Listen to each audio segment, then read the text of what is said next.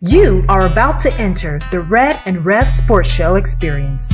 Get ready for some real sports talk from some real sports fans who were real sports athletes who have sports knowledge.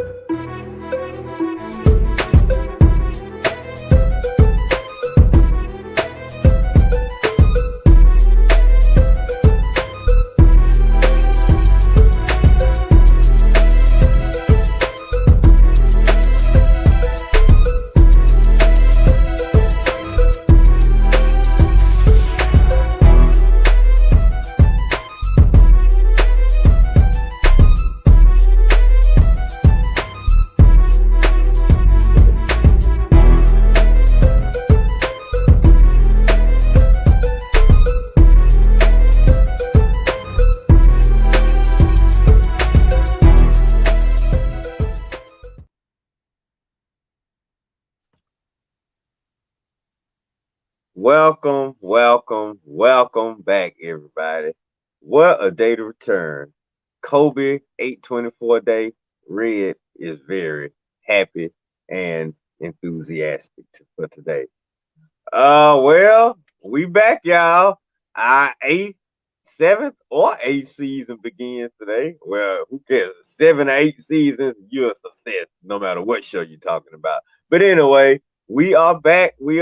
Another season begins. That means it's about to be another football season begin. And let's see what we got on tap for today. Well, while we was gone, there was something going on over in Paris. That's right, the Olympics was taking place. And since we've been gone, preseason has begun. And what else we got going on? We got college football about to get started back up today. We got Tua versus old Coach Flores. We got Justin Fields versus Sierra Wilson. We got the Falcons defense versus the Falcons offense. Just playing. We got Falcon news to talk about. We got Bo Nix news in Denver. That will mean something good. We got Joey Votto retiring. This and so much more because we've been gone for 2 weeks. So no telling what's going to be on tap on deck for today's show. We got my boys Rev, Coach in the house, and of course I ain't forgot the Braves report. So welcome everybody. It's episode 339. Maybe it should be episode 340. Who knows? We'll figure it out. Anyway, the show starts right now. What's going on, everybody? Welcome to another episode of the Red and Rev Sports Show. Red and Coach are coming to you live from the ATL show. While Rev is coming to you live from the PA, specifically Coatesville, Pennsylvania, we come to give you real sports talk because we are real sports fans who are real sports athletes who have what, gentlemen? Real sports knowledge. So hang out with your boys, Red, Rev, Coach, for episode 339 of the Red and Rev Sports Show. And as is our sports custom, we now turn our numbers attention to our sports numerologist on this panel, Coach Patrick Thomas, to give us something or someone dealing with those 3 digits, 339. What do you have for us, Coach? Good morning, everybody. Good morning. I'm gonna, unfortunately, since I can't do Pittsburgh, and the obvious choice was Minkah Fitzpatrick, I'm gonna take you back to the Wayback Machine, get in the trip back to when I was a young shaver, and I'm gonna go to 1972. The undefeated Miami Dolphins had a fullback who was tearing up the NFL, 3-time Pro Bowler, and his name was number 39.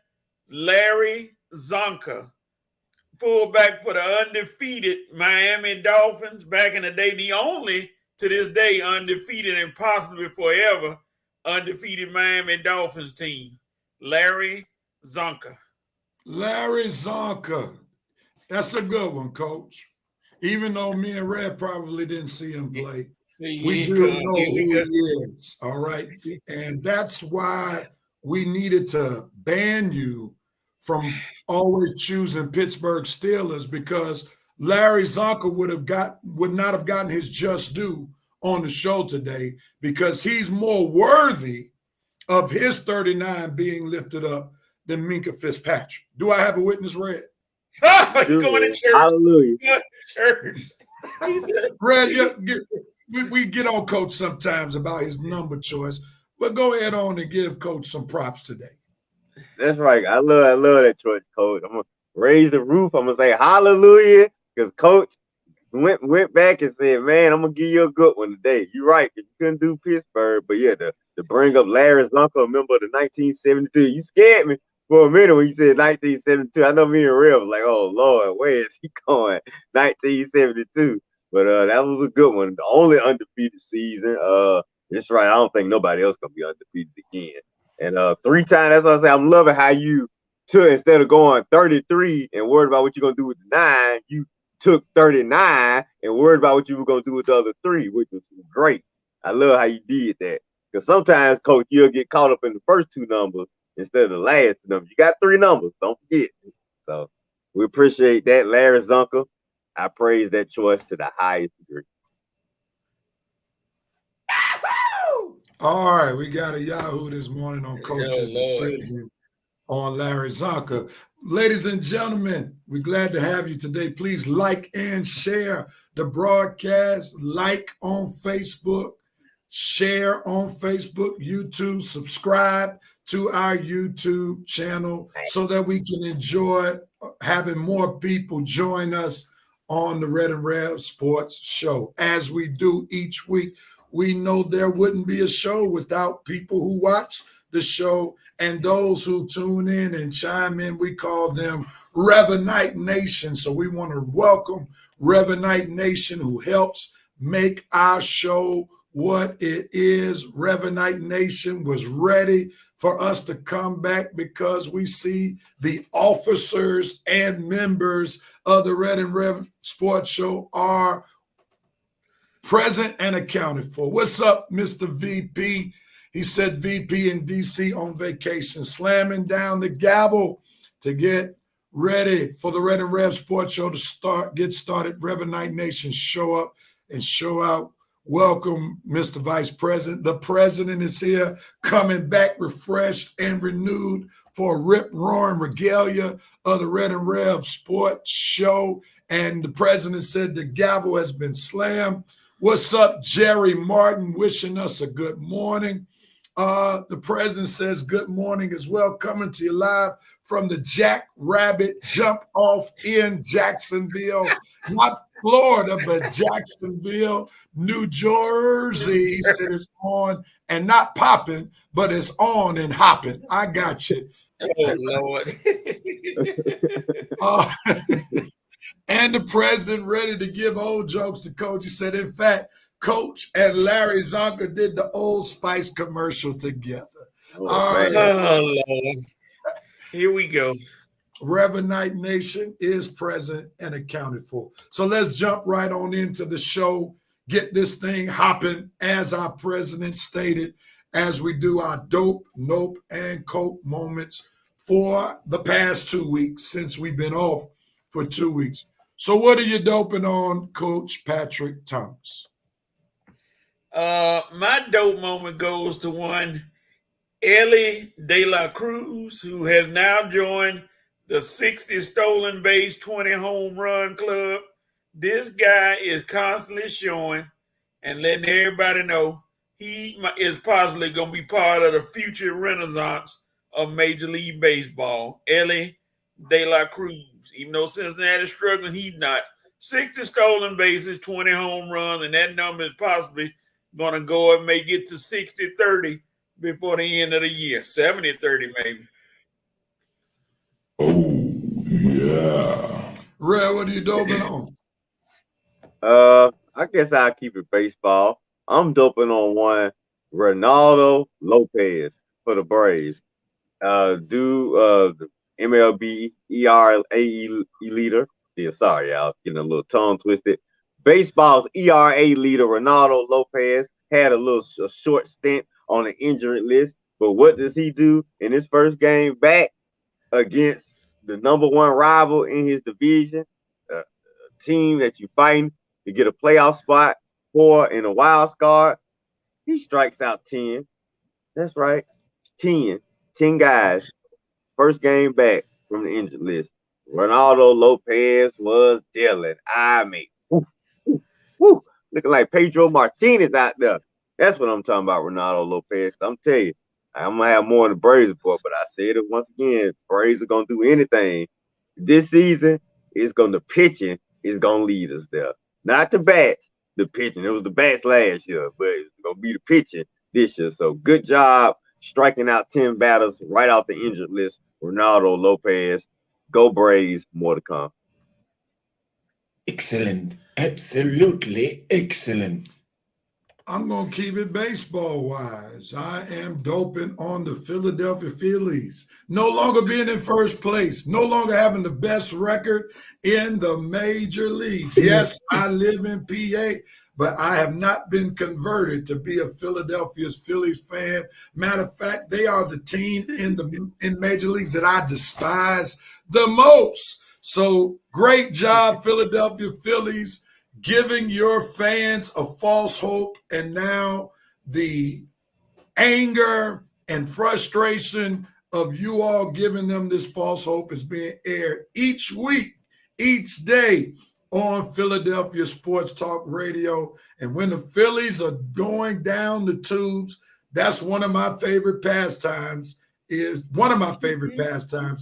to listen to Philadelphia Sports Talk Radio to hear these people moan and groan. So thank you, Philadelphia Phillies, for giving your fans a false hope, thinking that you all were the best team in Major League Baseball.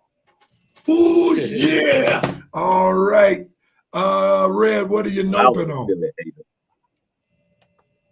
Oh, it's on me, y'all. Well, I'm noping. Yep. Okay. What am I noping on? I guess I'll go with who I've been clowning for weeks now. Simone Biles' mother. That's who I'm noping on. Lady, get a clue. Okay.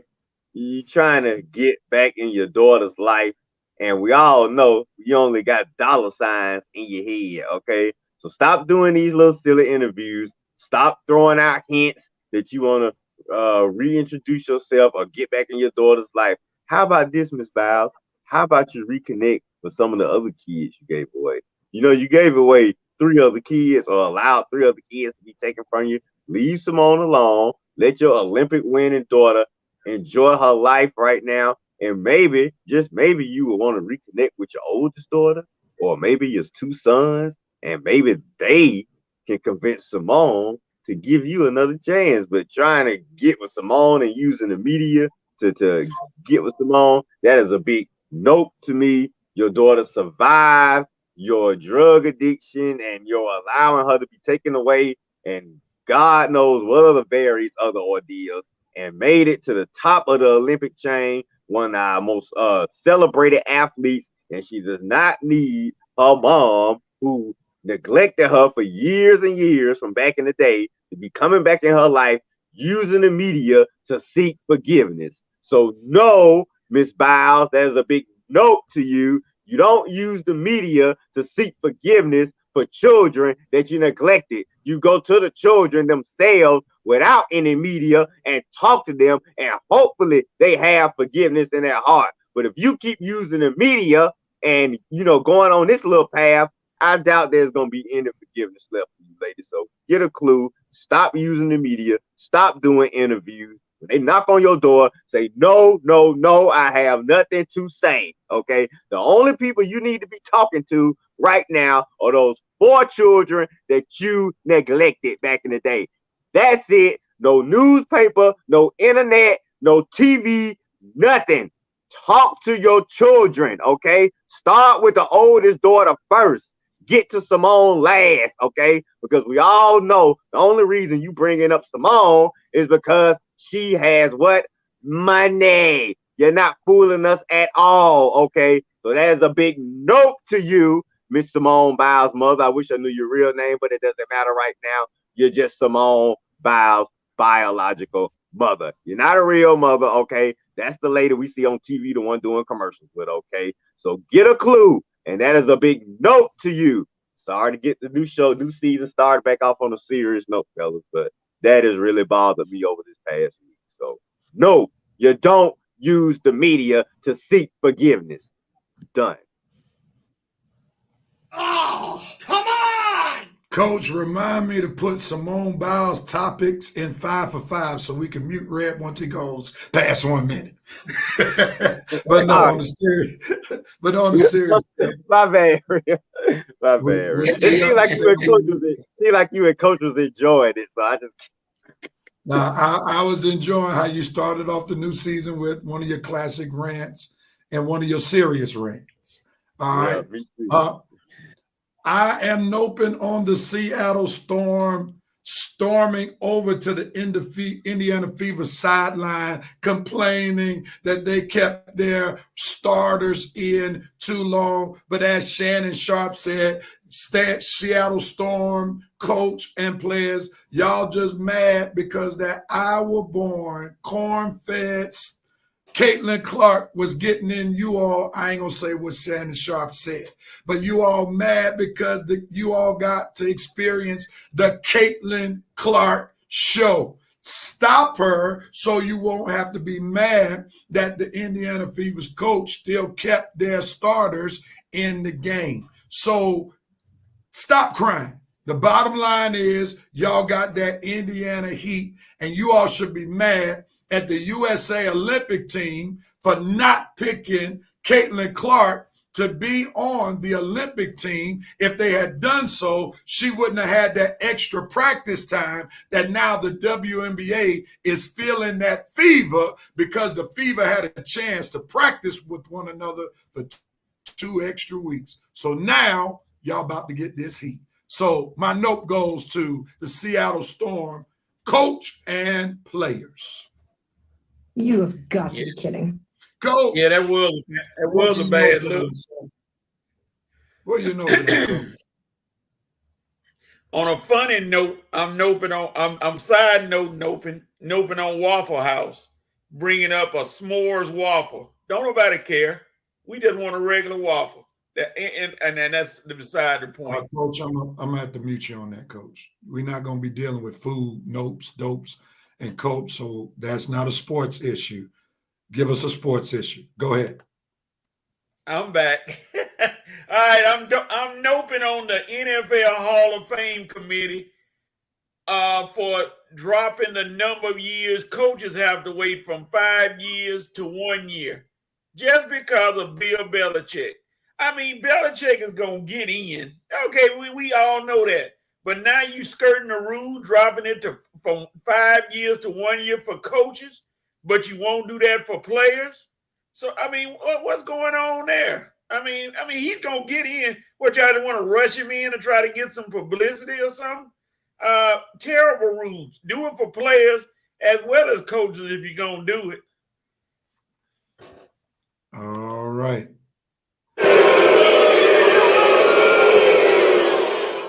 All right, it goes to my cope moment. I'm coping with the fact that the Atlanta Braves they have not yet decided if they truly want to compete for this NL East pennant.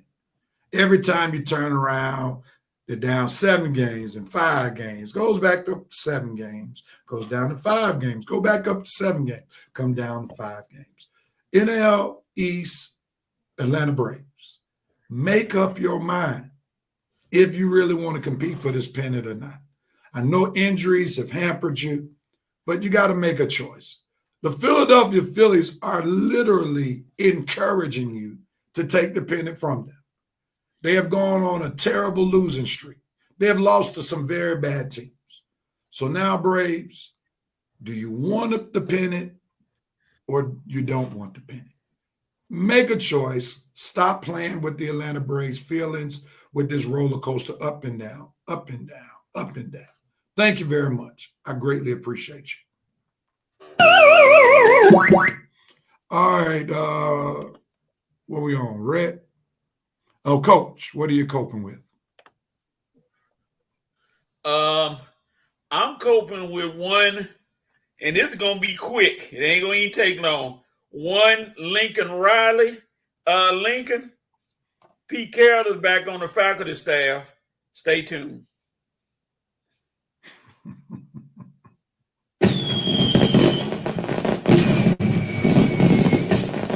You're not suggesting that Pete Carroll gonna come back and get his old job, are you? I'm not suggesting. I'm just letting Lincoln Riley know, if you don't do anything, at least get to the playoff this year. Pete Carroll, and he already came out and said he's glad that Pete Carroll back on the faculty. You may not be for long if you don't win.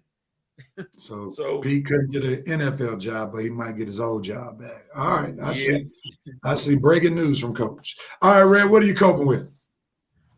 I'm coping. Well, not me, but Skip Bayless. You have to cope with the fact that, oh, dude, what an ending for you.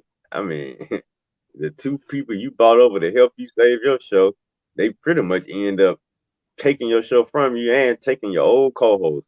I guess Skip Bayless had to cope that his pride and ego just ended his sports debate career, and it seemed like everybody else is moving on. Shannon Sharp, Stephen A. Smith, Keyshawn Johnson, Paul Pierce, and even Joy Taylor. Even Jen Hale, I saw her on the Falcons Network doing coverage of the Falcons preseason game. So everybody, Jenny Taft, I think I seen her doing coverage of Minnesota Vikings games because she's in Minnesota. So, man, everybody that has come through that undisputed set, everybody has moved on to bigger or better things. And Skip is the one who's out of a job. And I don't know what you're talking about you got coming forward, Skip, but if it's not on Fox or ESPN, dude, it really don't matter. So I'm sure you'll tell us whatever you got going forward, but man, you have to cope with the fact that everybody that you bought in to this is now moved on, and you are staying pat right where you are and really forced into retirement. Oh, Skip, what a bad ending, man. Mm, mm, mm.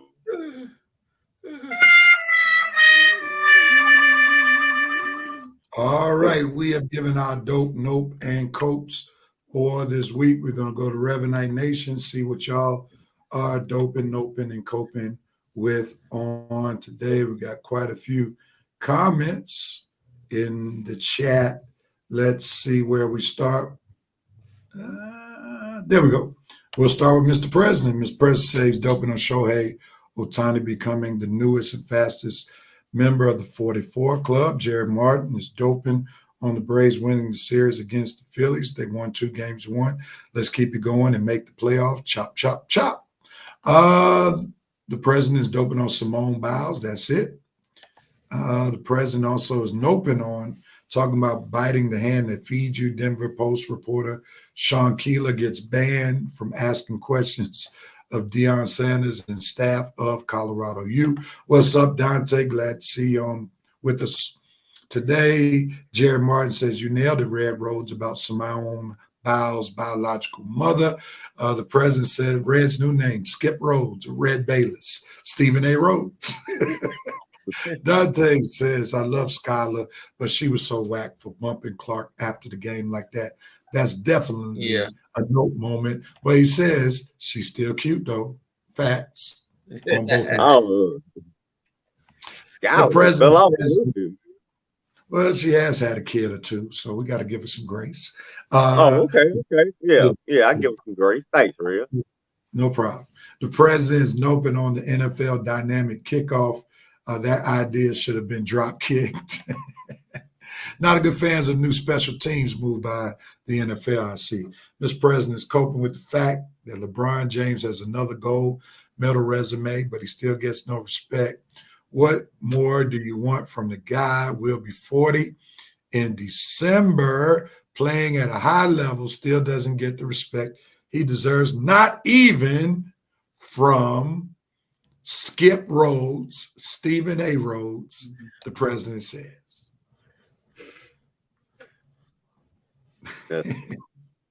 All right. So thank you, Revenite Nation, for your dope, nope, and copes. And please, if you don't mind, please like and share the broadcast so we can add to this party called the Red and Rev Sports Show. Let's move on, gentlemen. We got some Olympic final thoughts. We'll start with you, Red. What are your final Olympic thoughts? What you got?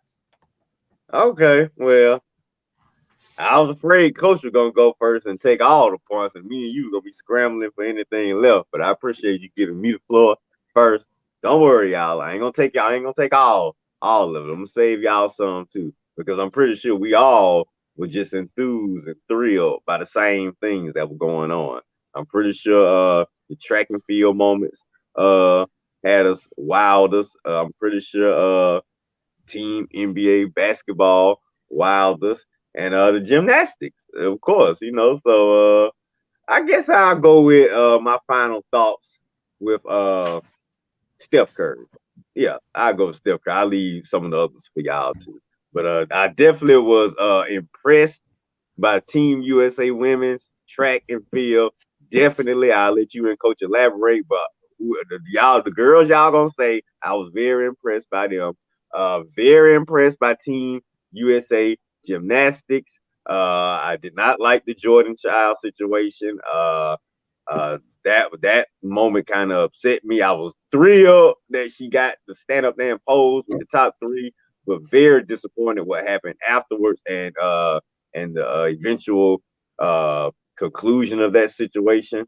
But anyway, what I'll elaborate on is my boy Steph Curry. I mean, just showing out the last 2 games of the Olympics. I mean, they say Aisha took her time getting over to France, and before Aisha got to Paris, that's when the games and Steph was having kind of off games, not the big Steph games that he had in the last 2. But once Aisha did get there, those last 2 games, Steph just took off, baby. I mean, 9 3-pointers in one game, 7 or 8 3-pointers in the gold medal game. I mean, Steph put the Olympic team on his back for the last 2 games.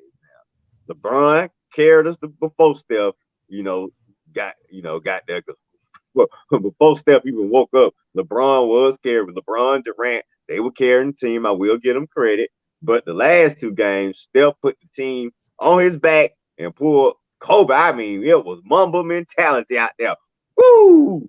Woo! Woo! You know why they call him the greatest shooter in the world now? I mean, Steph, you did that thing, boy. You did that thing and made sure that Team USA basketball left Paris with the gold medals. So, like I say, I'm definitely gonna give props to LeBron and Durant for carrying us before Steph woke up. But after Steph woke up, it was his show. So thank you, Aisha, for finally making it there on time. Because boy, if you hadn't got there, no telling what Steph would have been criticized for the way he was playing, man. I mean, he was looking like straight boo-boo. But boy, when you got there, he just flipped the switch. And man, I'm hearing rumors that he's thinking about teaming up with LeBron with my Lakers. Oh God, please let those rumors be true. Please let Steph finish his career with my Lakers. Oh man, it will all be worth it if we can get Steph to LA. But in the meantime, I'm not gonna focus on that because we got a football season to worry about. But like I say, my final thoughts on the Olympics, in addition to some of the people that Rev and Coach gonna mention, Steph, good job, Team USA, gold medal. We still represent. We still the best in the world. Team USA basketball, baby. Basketball, baby. Woo! All right. I'm done. Coach, your Olympic thoughts. So basically, like I always been saying, Sydney McLaughlin-Varone is like I'm gonna call her every day until she loses a cheat code. When you dominate a sport like she did, good grief. What do the other ones have to look forward to other than second place? I mean, she just came out there and just in the relay and her race, she just came out there and did what she did. I mean, it wasn't nobody close to even stopping her. So she is the Olympian. Then the young man from France who won 4 medals. I give him props. Ledecky won her medals. I mean, we don't even have to mention Simone Biles because she's the GOAT of gymnastics. So that's that. But overall, the USA did what they did in the Summer Olympics, came in there, took the golds and took the most overall medals. That's right. Yeah. All right. I'm going to talk about how breakdancing was a complete disaster. But it's amazing how some have pointed out that they took breakdancing out of the Olympic future when breakdancing is coming to the country in 2028 that started breakdancing.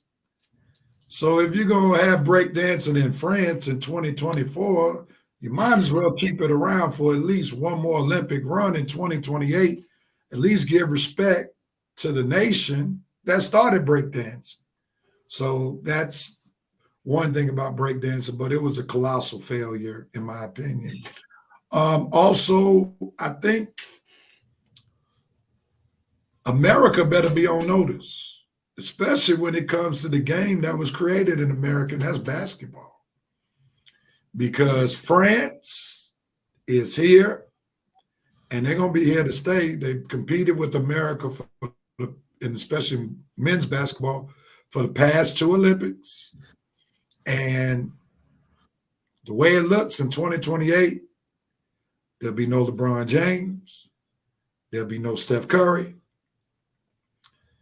and probably won't be any Kevin Durant. So who will take the mantle, not just scoring points, but the mantle of leadership? The reason why America beat France in men's basketball is because of the basketball IQ of LeBron James, Steph Curry, Kevin Durant. They were the 3 key pieces on why America came home with gold. Yes, America has a lot of talented ball players, a lot of talented players in the bullpen. You got players like Ja Morant, who weren't there. You got players like Zion Williamson, if he could ever stay healthy. He should be there. And other players coming down the pipe. But pay attention. The last 6 MVPs were international. Pay attention. The last 2 number 1 draft picks in the NBA draft came from France. Pay attention. The tide is turning in terms of who's the best of the best internationally and even in the NBA. So beware of potential gold medal danger, USA. We're about to get to the era, as we talked about on Sports Roundtable this past Wednesday, where being more athletic will not win you more games and, more importantly, the championship. Having a high basketball IQ will. And the players internationally now have a higher basketball IQ than the NBA players being brought up in America, because now we are getting ready to start experiencing the downfall of money being everything when we start talking about high school, college, and now, dare I say, recreation basketball. NIL, which is not taking place internationally, is going to destroy basketball and other sports here in America, because NIL does not start in college. It's now trickling over to high school. And dare I say, you can go to the rec league and it's going to be there at some point. Where does it stop? So, America, don't be surprised if you see France holding up the gold, at least in men's basketball, by 2028. I hope it doesn't happen, but don't be surprised if it happens. And good, a WNBA last talk. Make sure you have Caitlin Clark and Reese, even though I wasn't big on Reese. She's proven me wrong. She's a great rebounder. She has a place in the WNBA. She's like the Rodman of WNBA. She needs to be on that 2028 team. You made a colossal mistake not having your most marketable players on the Olympic team. You all missed a golden chance to expand your game globally. Yes, you were going to win gold. But imagine if you had Caitlin Clark, who is solely responsible for the new WNBA contract. Let's be clear about it. She's filling up arenas while y'all were only half filling up civic centers before she came on the scene. Yeah, Angel Reese has added to the game, but she hasn't added to the money. Because if you look at going to a Chicago Sky game ticket price versus going to an Indiana Fever games ticket price, it's night and day. It's Bentley versus Buick. So it's not even comparable. All right. But those are my thoughts on how the NBA better get right. American boys basketball better get right.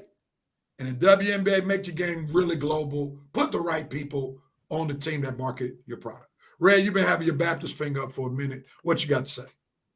Okay. Well, to piggyback off what you said about American basketball, let's get it straight. These boys, you can get as much money as you want to, high school, college, and pros. But if you come into the pros and you're not dominating, and these international and France boys are dominating, guess what? We on social media are gonna clown all you fools who think you all that, because if you're not winning rings, if you're not competing for championships, you ain't doing nothing. Okay, absolutely nothing. At least LeBron and Steph and Durant, well, LeBron and Steph can say they've competed for championships throughout their career. So look, you American boys can make all this moolah you want to make, but don't come over to the NBA thinking we're going to give you the same credit or look at you in the same eyes that we look at some of these great players, unless you are winning like these international players. And you got to be winning the gold medals. You got to do it all. If you think I'm just going to make a little money, come and I'm explosive, athletic, or whatever, don't win and see how we're going to react to you. And one more thing. Let me give a special shout out to my girl, Sha'Carri Richardson, for redeeming herself after the issues she had in the past. She did redeem herself. I did love that last Olympic leg that she ran for the gold medal. good job to put her on the last leg. You put your fastest player on the last leg. And like Coach said, that Sydney girl, woo, that girl is fast. Lord, that girl is fast, man. Gabby Thompson, all props to the U.S. track and field team.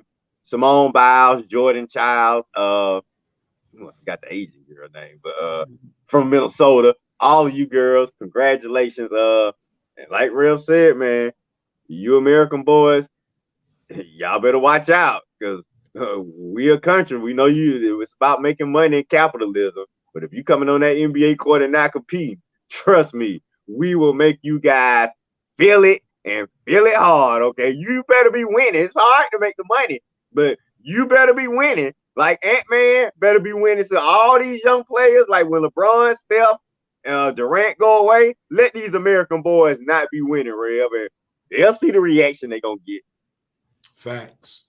The president says special props to the Turkish shooter, no special glasses in one hand in the pocket. He also says, I've seen better breakdancing moves from Holy Ghost dancers on First Sunday.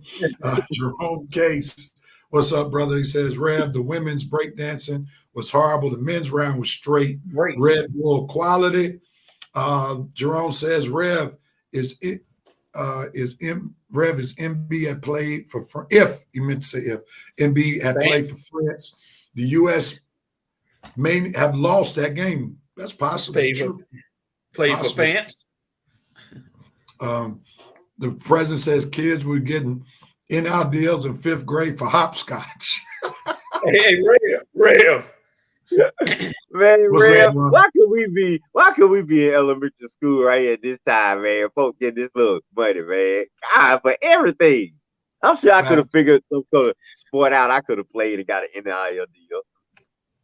Hey, Rev, you said NIL may trickle down to rec leagues and stuff like that. Mm-hmm. So that means run and shoot is coming back? Yes.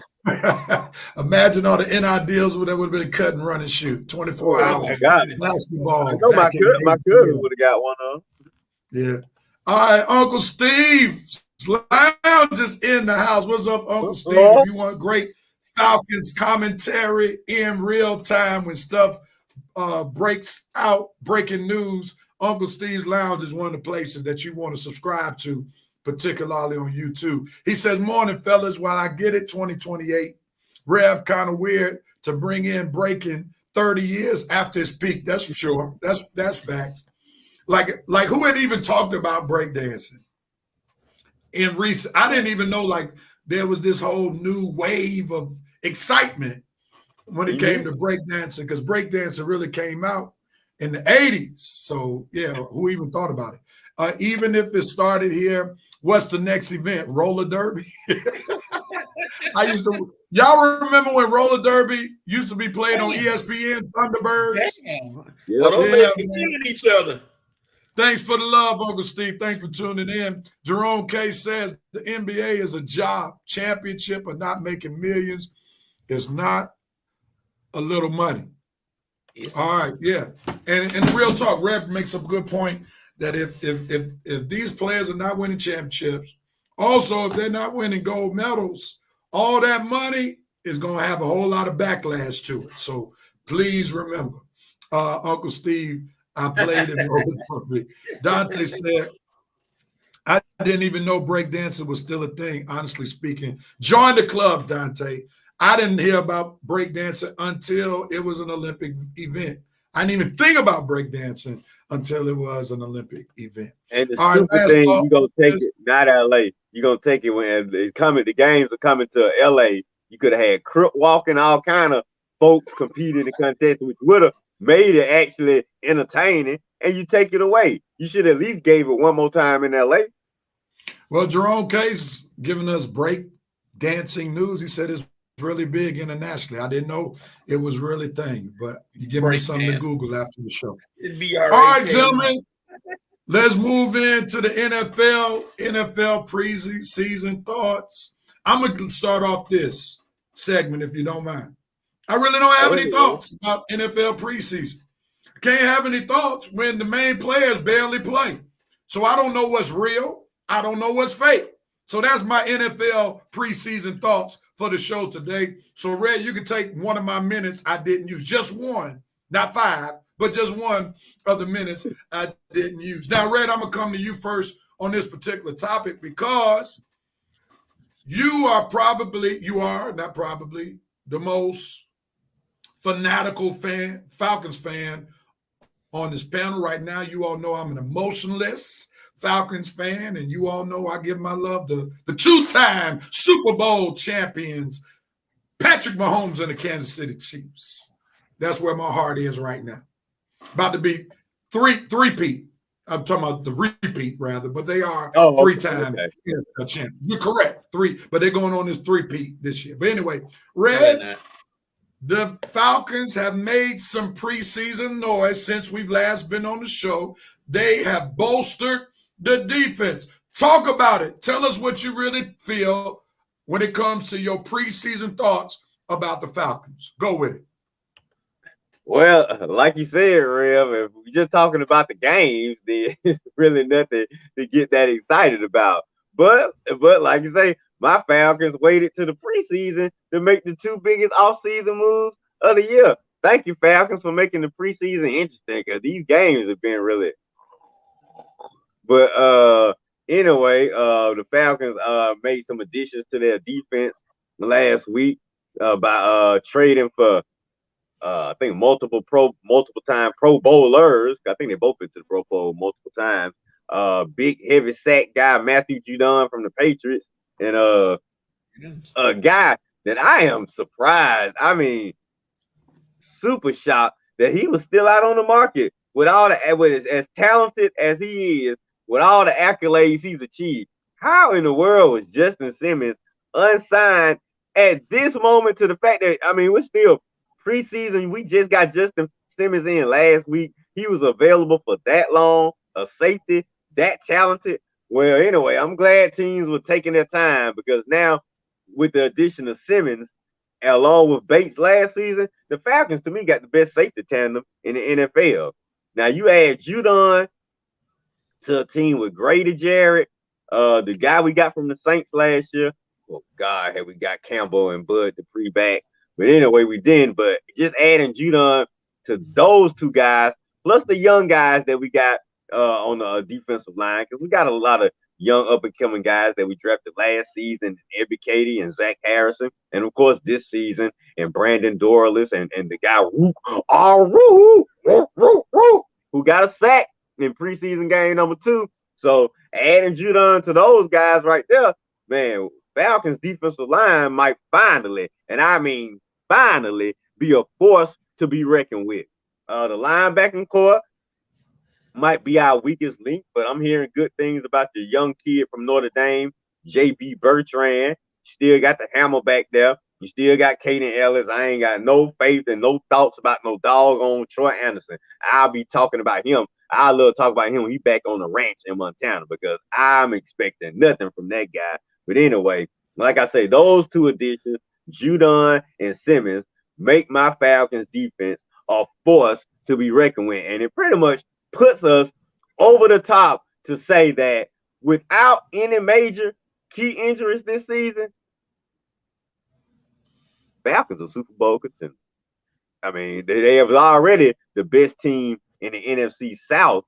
Before these 2 moves, we were already expecting them to go to the playoffs and win the South. But with these 2 guys, the caliber of talent that you just added to that defense, the caliber of talent that you already have on the offense with Kirk Cousins, Drake London, Kyle Pitts, Darnell Mooney. We lost Rondale from Arizona, but you got running back Bijan Robinson, Tyler Algier. Like I say, we haven't even seen none of these guys in preseason. That's why you probably forgot that all these guys on the team, because everybody been sitting out preseason, like Rev said.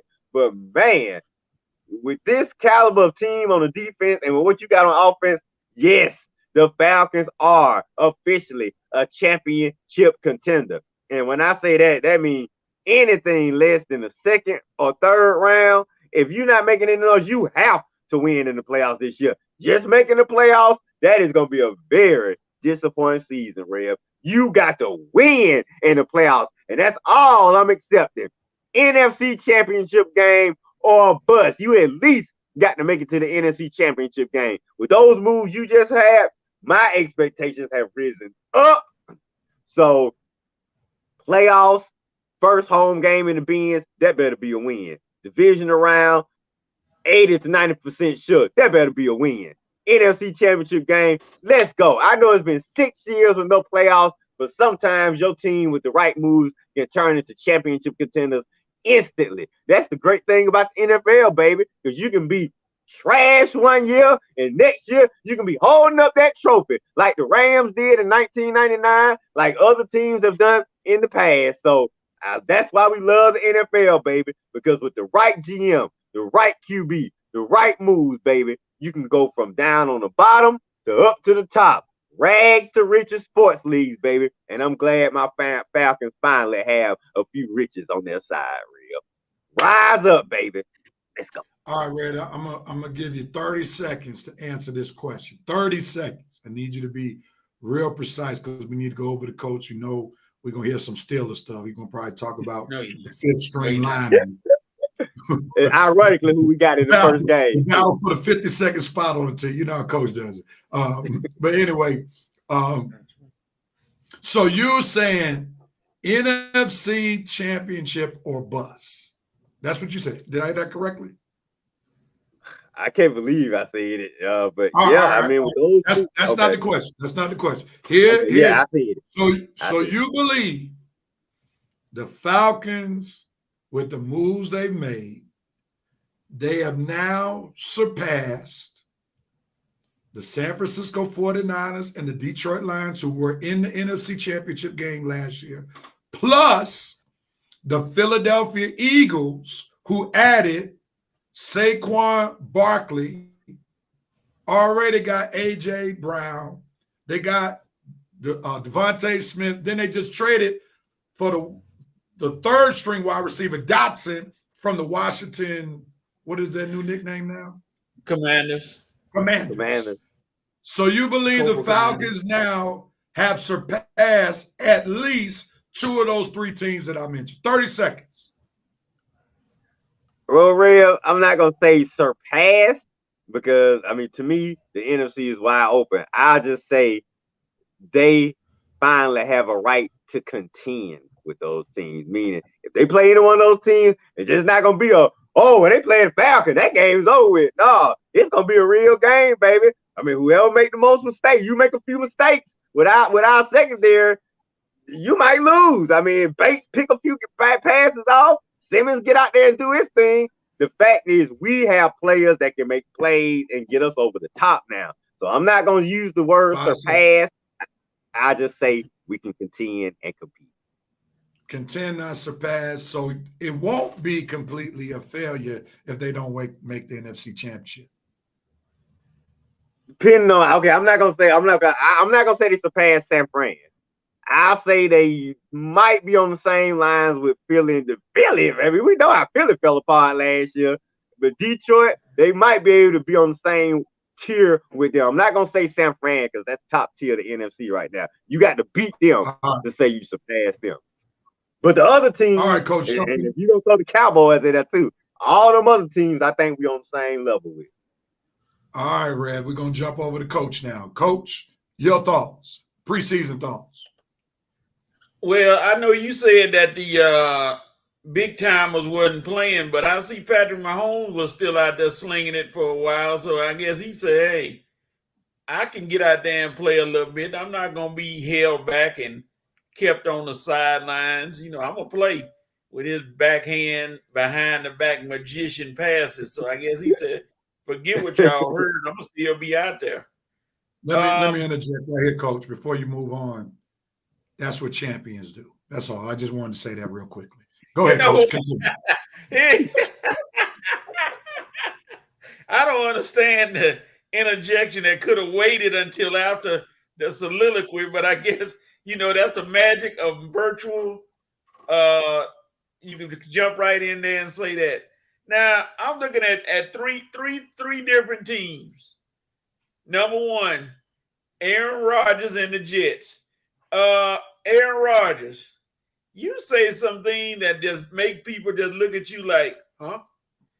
So if you all don't make the playoffs and you don't have a great season, what is going to be your next step, Aaron Rodgers? Are you going to quit and retire, or are you going to come back and say what y'all were missing this year? They were missing you last year. Now, if you out there and they don't win, what are you still missing? So that's one team I'm going to look at. Number 2, the Dallas Cowboys. Jerry Jones. It is obvious to me that you don't care anything about a Super Bowl. All you care about is how much money you make and your team being seen and talked about.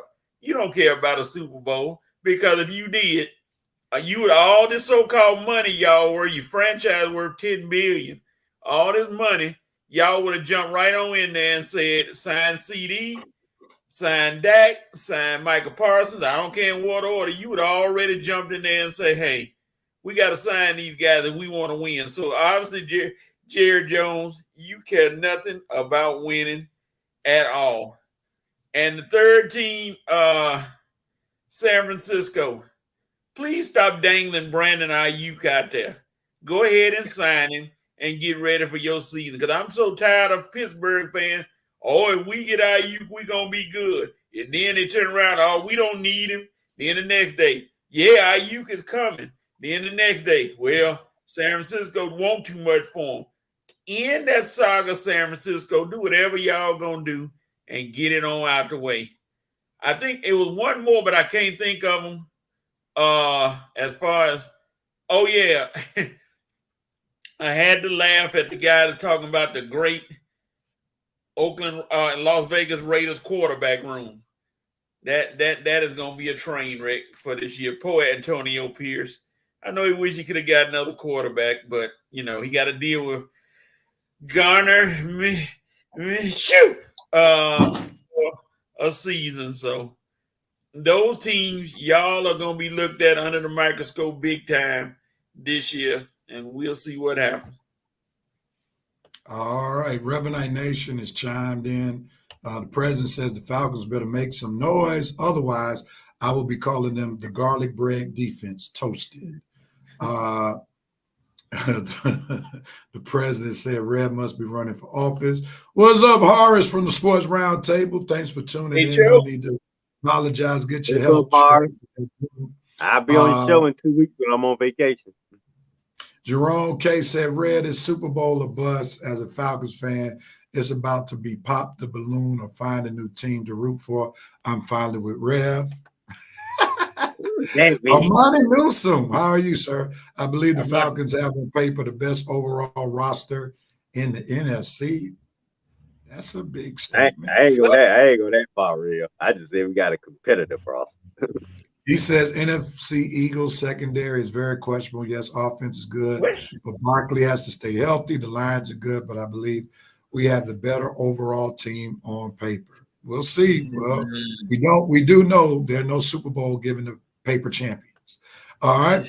Horace says the Falcons better tighten up quick. We got all this hype. Now they have pressure going 0-3 in preseason. Can they handle the pressure? I wouldn't necessarily say they have pressure. Horace, they haven't played Kirk Cousins or Michael Penix. Seems like they're kind of holding their hand. I pray that they get better results during the regular season than Arthur what's his name? The old coach. No, Arthur Smith. I had it right. Arthur Smith, because he did the and they didn't make the playoffs all those years. What you got, Coach? I think that was a mistake by the Falcons, and personally, not playing those quarterbacks. You can't bubble wrap them the whole year. You got to get them out there, especially Penix. He got to get out there and play some. I don't care.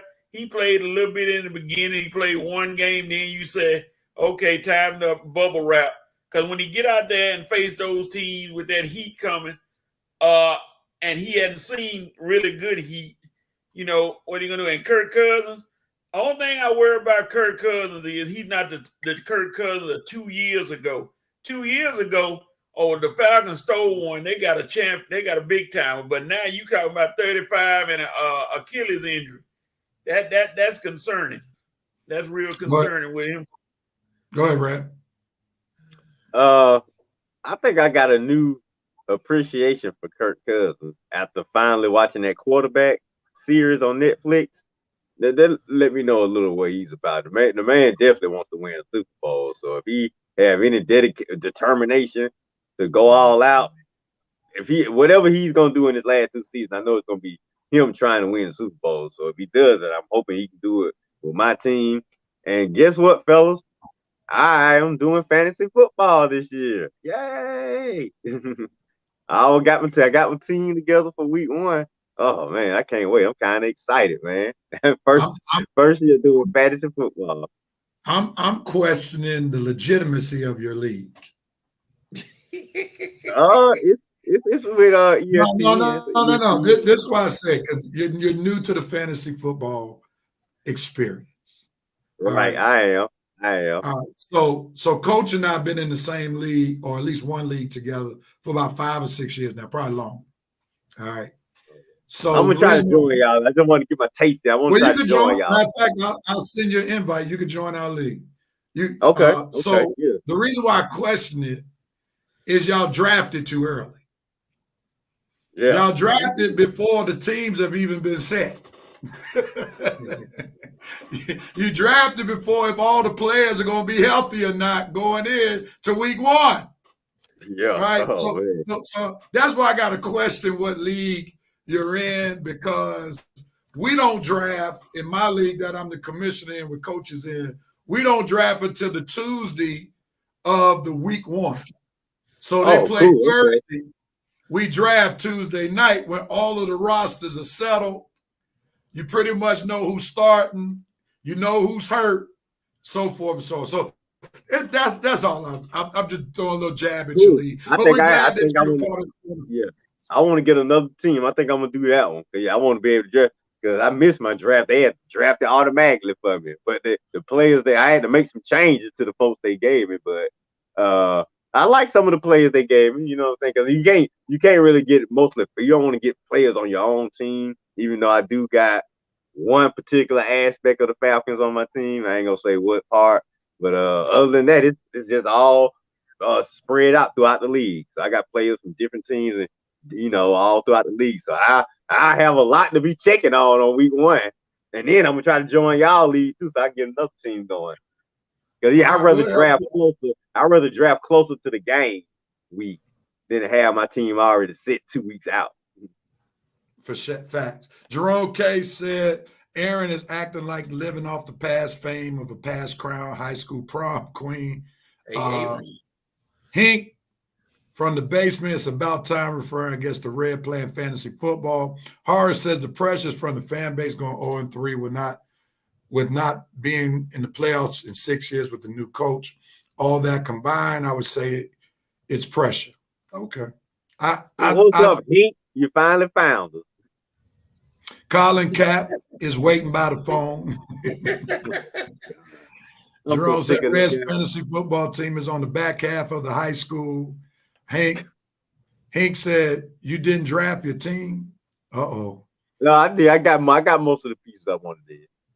We'll see. I'm asking, can they handle the pressure with not making the playoffs 6? Now that's I could go with that. I wouldn't necessarily buy it off preseason because they really haven't showed their hand, but that's fair. Haven't made the playoffs in 6 years, and the debacle we had the last 2 years. I agree that there's pressure because they bolstered the roster.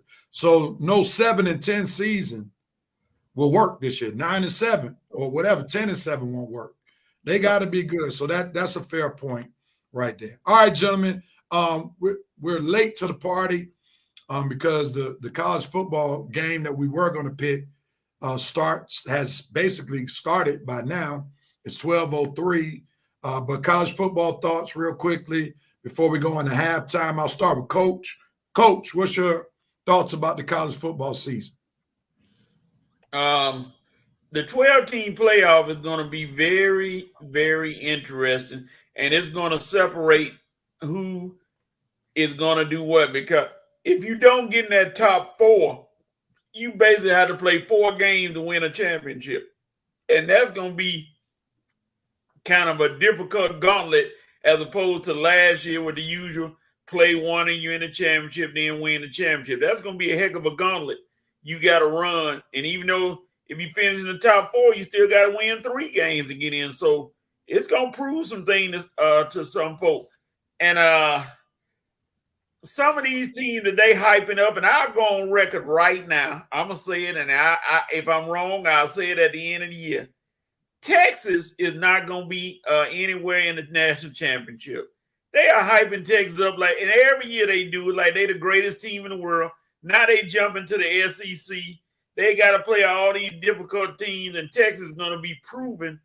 Arch Manning probably be the quarterback by the end of the year. Wow, that's an interesting statement. What's up, William, Amy? Thanks for tuning in to Red and Rev Sports Show. Now, I'm going to come to Red. Now, before Red goes, and I don't want you to go into it, Red, before you give your thoughts, we're going to ask the simple question that Red raised in preparing for our show. In your prediction on who wins the national championship, are you going with Georgia or the field? So hold that thought. Go ahead, Red. Give us your basic college football thoughts. What you got? Well, I think the 12-team college playoff is going to improve things somewhat.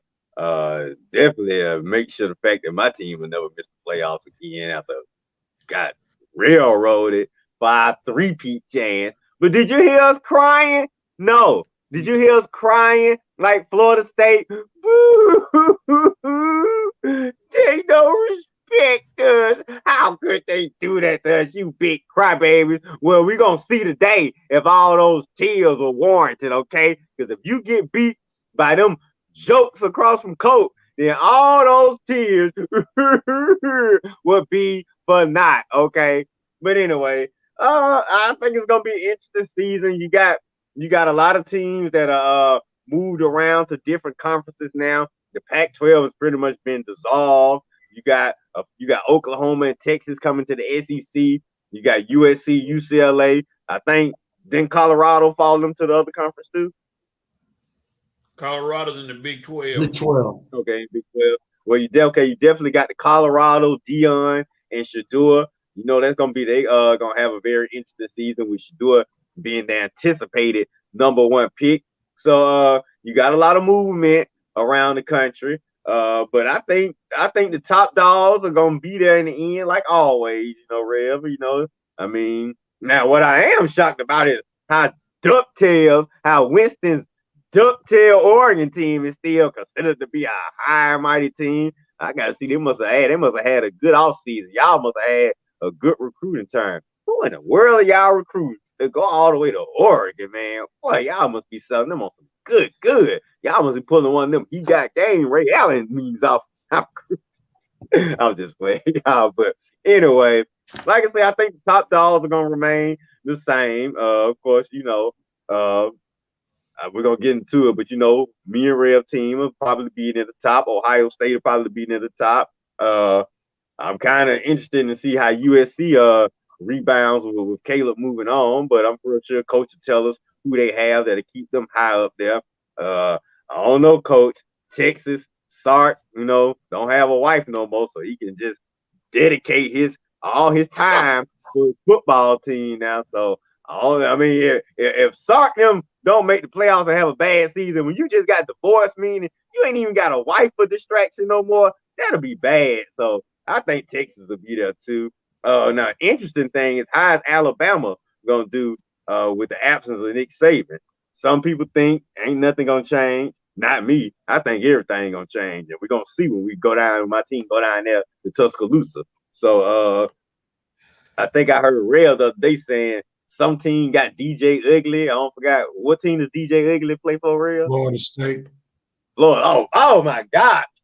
Florida State, get ready to have some. If you thought you were crying last year, oh boy, you're gonna be crying again this year. Maybe not today, maybe not tomorrow, but soon. And it's gonna be toward the end of the season, okay? So I ain't gonna take too much. I'm gonna save some of my bullets because we got a long college football season ahead. But like I say, I predict the top dogs will be there in the end. And I think this season will probably be a failure if we don't see Deion get his Colorado team to the playoffs. I'm pretty sure everybody in the country is gonna be rooting for Colorado. Oh, my bad, Ray, you gonna say something? Yeah, hold that thought because I'm about to go down to 3 quick questions. Okay. Let me get Reverend Nation in there real quickly. Horace says he agrees about Texas with coach's take. This is going to lead to some more discussion. What the president said. What is Colorado going to do this year? Bowl game or bust?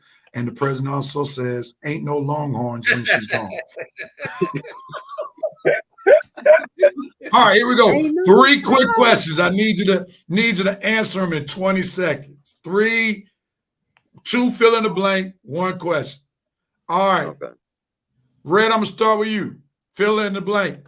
USC football will Stay about the same. stay about the same. Coach, USC football will show improvement and be on the fringe of making the playoffs or make the playoffs. So what's improvement? Anything better than 7-5, that's for sure. About a 10-2, somewhere in there. So you're predicting 10-2 going into the Big Ten. Yeah, I mean the Big Ten, you got Ohio State, Michigan, and Oregon. I'll say 10-3. All right. But they're gonna be 3 good games. Penn State is overrated. Penn State is overrated. And who else besides They still got Oregon, Wisconsin, Penn State, schools like that. Whatever. And now remember, Coach, you all struggled when you had a Heisman Trophy quarterback. Yeah, that's because we had a Pop Warner defense. That's why. Because he put the numbers Has it gotten better? Has it gotten better? The defense? They got some transfers and a new defensive coordinator that they stole from UCLA. And UCLA. Right, let's pause right there. I'm gonna use one of your words. Stay tuned on that. Let's move forward. That's right. Yep. Colorado football coach will make a bowl game, but they ain't gonna be close to the playoffs. They'll make a bowl game. Red, Colorado football will. I'll go out on a limb. They'll make the playoffs. Colorado make the 12-team playoff. Oh man, my bad, y'all. I guess y'all anticipate they having a good team. Well, they're supposed to have the number 1 quarterback in the country. I would think they need a playoff run or something, but we'll see. Right. I guess. Okay, I'll go coach's route. Colorado football will be much improved. How about that? All right, and just correction, Red. They have the number 1 quarterback when it comes to NEO money, not rated in the play. All right. All right, Red. They think you should do gonna be. Oh, sorry. Georgia versus the field. Who you taking to win the national championship? Coach or me? You? Oh, me. Oh, Georgia, baby. Yeah, we supposed to 3-peat last year. Ask me. We still the best team in the country last year. I mean, had we not lost to Alabama, I don't even think Michigan would have won it. That's just my personal opinion. But now we got our quarterback in the league.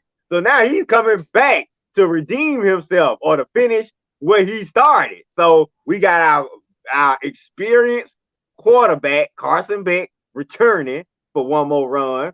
Of course, we got probably the country's best defense with some of the highest rated recruits coming back again in the country. Our defense is on point. Our running backs better be on point. You hear me, ETN? And our quarterback better be ready to go for this Heisman Championship. And we better win this 3rd ring in 4 years. Kirby, right, KFC. What'd you say? Oh, you said 30 seconds. No, That's right. say, Coach, jump in. All right, KFC. Georgia will. I'm gonna take the field because one, Georgia's still letting their athletes drive, so that could be a problem coming into the year. And I think that SEC schedule, plus trying to win all those games, may wear Georgia down a little bit. That SEC schedule, with the addition of those teams, going to be a little tough. They got to deal with, and that might wear them down. I ain't going to say they ain't going to wear the other teams down, but I think it's more toward, I'm slanting more toward the field because you got so many good teams, and it's going to be tough to pull it off. So I'm going with the field. All right, I'm going to jump in on this one real quickly, then we'll go into halftime. Oh, matter of fact, before I go, let me just see what comments we got from Revenite Nation to show them some respect. Come on, comments. Coach. Yes, sir. All right, I was about to say, get it from me. Let's see. All right. Armani says USC will have a winning season and get one of those last spots for the playoffs. Wow. Armani says Colorado football will struggle. Texas or Georgia will take it, so he's not buying Coach's take on Texas. Thank you. What's going on, Winston? What's going on? The president says UGA University of getting apprehended. Oh, Lord. Oh, God. That's why your boy Lincoln Riley, Rand coach, got scared of this SEC work. All right, so I'm going to jump in. I believe, let me preface my statement. I believe Georgia is going to win the championship, but if I had to choose Georgia versus the field, I would say the field. Reason being, we don't know who Carson Beck's go-to guy is going to be at receiver. There's no Brock Bowers on this team. So there's nobody who has ascended like a Pickens that plays for Pittsburgh when he played for Georgia. So the jury's out on the wide receiver team.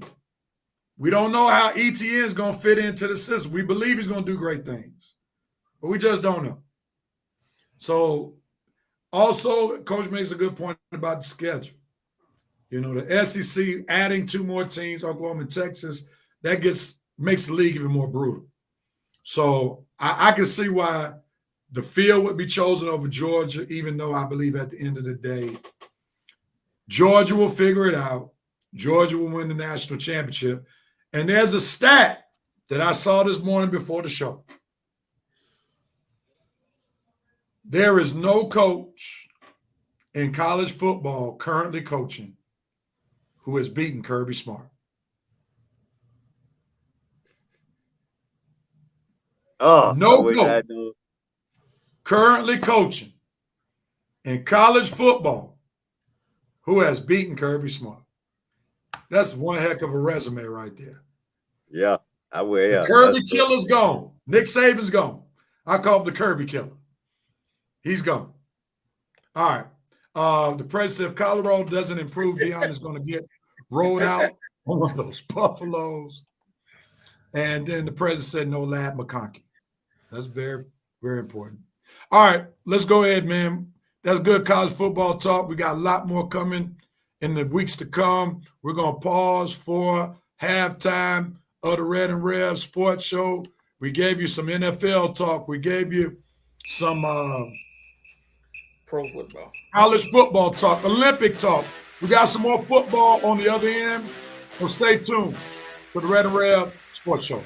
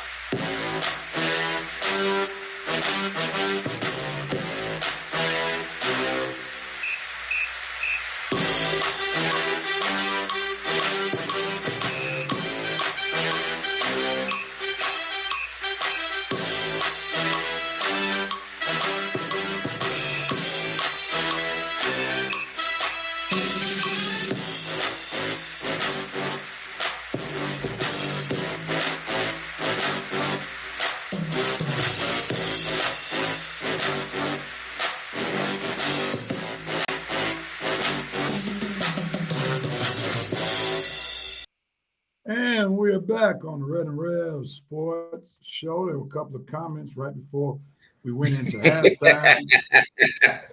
Monty Newsom said, "Old Nick is going to Kirby's conference to lose." The president said, "We're going to talk about golf. I mean, we got clubs now." I knew he was coming. Yes, the good Reverend was blessed to get some golf clubs by one of his members this past week. So you will be seeing the good Rev get on the driving range sooner than later. Get on the greens. I'm always reminded when I look at golf of that episode of In Living Color where Jim Carrey said these classic lines when they were showing black people on the golf course when they had they were playing rap music. They had gold chains, glasses, and then Jim Carrey, the lone white character, or one of the few white characters on the show, he said, "We don't eat our greens, we play on them." That's a classic line from In Living Color. So that's about as much golf. Red, you about to hit the golf course, man? Yeah, man. I got blessed with some good clubs, man. One of my older members who used to be a major golfer, he retired.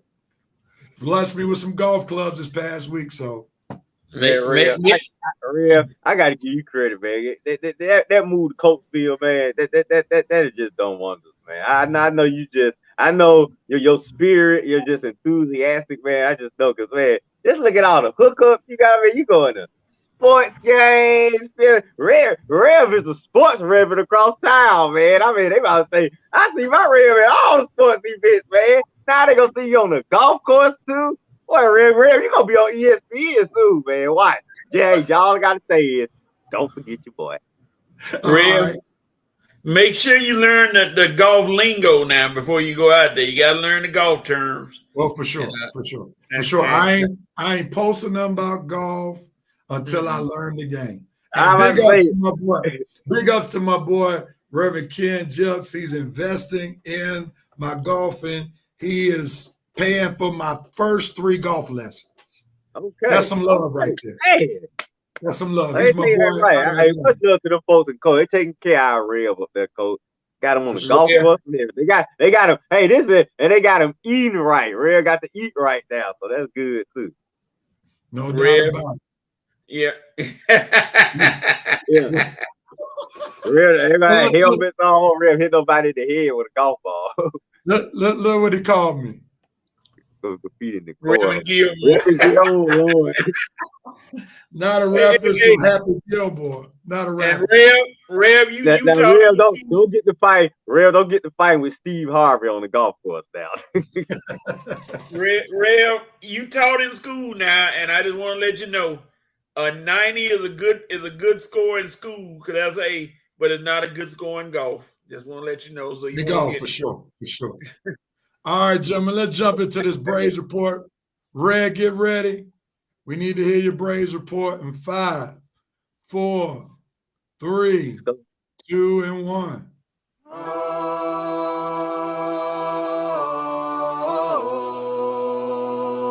It's game time.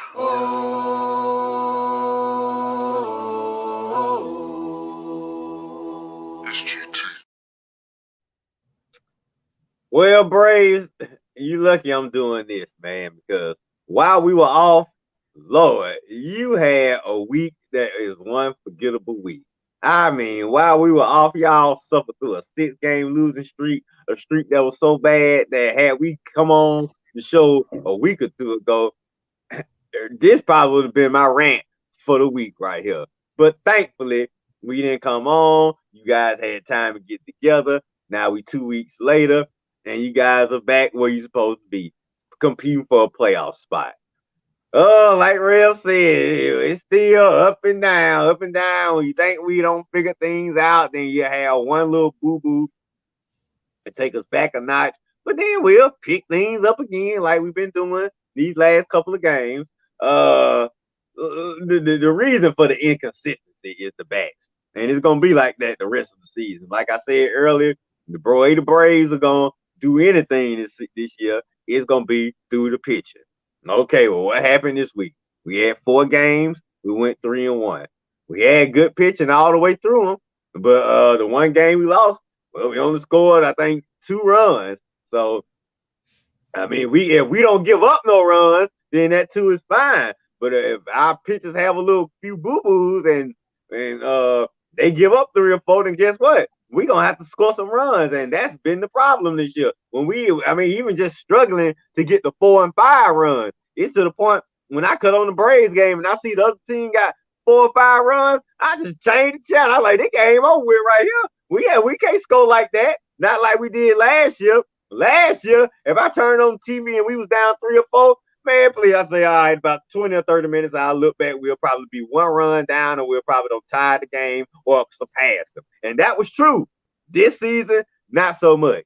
But like I say, our pitching is carrying us. We still got the best pitching in the National League. We still are giving up the fewest home runs. We still have giving up the second lowest runs in all of baseball. And guess what? We got the most strikeouts in baseball. So our pitching is about just as good as our hitting was last season. So, and to win in the playoffs, you know what you need: pitching, defense, and timely hitting.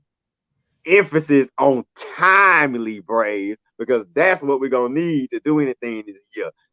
Timely hitting. So when you got runners in scoring position, that is the time to actually hit, okay? Like we had 2 runners in scoring position on the game that we lost to the Phillies, even though we did win the Phillies series. So I know that made Rev happy because you know how he hates the Phillies. Me too. But we could have swept them if we had just got 1 hit with runners in scoring position in the 9th inning. So that's what we're going to have to cope with. That's going to be a cope for all 3 of us here. The Braves with runners in scoring position. Can we get that timely hit? And that's going to be what's on our brains probably all the way through the rest of the season, because getting on base ain't the problem. It's getting the timely hits. But the pitching ain't the problem. And the defense, thank you, Laureano, with those 2 great plays in the outfield you made this week. So I think the Braves have pitching. I think we got defense. It's the timely hitting that's holding up the big question marks for us. But if we get it, don't think that we can't win another World Series. And boy, if we do this again without Ron Acuna, and we even lost Austin Riley for the rest of the regular season, Isaac Album's been MIA. We just got Michael Harris back. I mean, if the Braves win it again with this put together MASH unit of a baseball staff, I mean, we just got a guy. We signing players that other teams giving up on. Gio Urshela from the Tigers. They cut this guy, left him for dead weeks ago, and we picked him up. Phillies left Whit Merrifield for dead weeks ago. We picking him up, and they making a difference with us. So, Brave Rev, you remember back in the day when guys put on that Braves uniform, for some reason, they just started producing. Well, we need that for this year. We're going to have any chance in the playoffs. Right now, it's working. We still got that. We still in the last wild card spot. I would love to stay there. I personally don't want to win the division. I want to go right to the playoffs right after the season. Don't want no 10-day rest. Just keep playing, because hopefully we'll be on a little hot streak when the season ends, and we can just keep it going right into the playoffs. Don't win the division, Braves. I know Philly making it easy for you. We just 5 games back with a whole month to go, and how the Phillies are playing, Rev, I wouldn't be surprised if we win this division. We just back ourselves into the NL East crown, because it don't seem like the Phillies want it. You know what I'm saying? With the way they playing, I mean, it's to the point they playing sorry teams that they can still lose. So, like I say, I'm not worried about the Phillies. I'm not worried about any team when the playoffs start. It's just the fact, can we hold on long enough to get to the playoffs? But if we do it, Rev, I got a strange feeling. I'm telling one of my Braves fans, he worked with me at the job. He just as diehard as we are. I mean, he take the games to heart just like we do. I'm telling the man, we just got to hold on, because I honestly think if we get to the playoffs, we can actually do something. I won't be sitting there shocked if we just go on a little run, but I don't want to say this nigga job. I still want him out of here next year. But that being said, Braves, we still with you. We still hanging tight with you. But you got to hold on. You still got to get them timely hits when we need them. but the pitching and the defense is there. It's just the bats that we hold a big question mark for. So that's it. That's a Braves report for the week. We got the Washington Nationals this week. We start off with a win last night. Chris Sale, even though he didn't get the win, he gave up 2 runs, but we won it in extra innings. I'm not sure. Something tell me that Uncle Charlie and his overpaid butt is on the mound tonight. Sorry, coach, but you know how I feel about Uncle Charlie. But the way the Spencer kid has come on lately, Fried and Lopez, I think we got the arms to hold steady if we make it to the playoffs. We just got to get there. All right. Coach, you want to add anything before we move on? In Uncle Charlie's last 2 games, who won? He probably did. And how many games has he won the whole year? 7. Versus how many games he lost? 7. All right, so let's not. He's starting to hit his stride late in the season. You're getting paid $20 million. You should have had his stride back in June. All right, let's move forward. Horace says Murphy needs to play less. All right. Murphy in trouble. Yeah, I kind of miss Darno. Murphy started off hot for us last season, but man, Darno is hurt. Oh, he can't. He can't sustain a full season. That's the problem with Murphy. He'll have like a hot streak and then just get bitter cold. And you see O's struggling this year too. So now we're starting to see maybe them playing for nothing has caught up with them all those years playing for the A's. They weren't playing for nothing. They don't know what big-time baseball is all about, but we'll see. Nevertheless, let's move on to 5. For 5 gentlemen, we got 5 topics, 1 baseball topic, and 4 football topics. This is the time where we have 5 minutes to talk about a particular topic. The panelists will get 45 seconds to talk about the topic on the solo screen, and if they go beyond that, 15 seconds on the group screen, and after that, 1 minute, they'll get muted. We'll go on to the next person. While they're talking, Reverend Night Nation, feel free to type in your responses and posts, and we'll read them after the panelists get through with their takes. With that being said, I know the VP is on vacation, but I know he would normally type in the chat, Q Lunits. So that's what we're about to do right now, Q Lunits, as we start our 5 for 5 segment. Here it is. Let's get on it. Coach, we'll start with you as we moved on from the Braves report. Joey Votto retires. What says you about his career, Coach? 3, 2, 1, go. Votto has had a decent career. He's been a 8-time All-Star. He's hit over 300 home runs, over 1,000 RBIs. Batting average up near 300. I mean, good career. Now, Hall of Fame, that's going to be determined. He might sneak in the back door.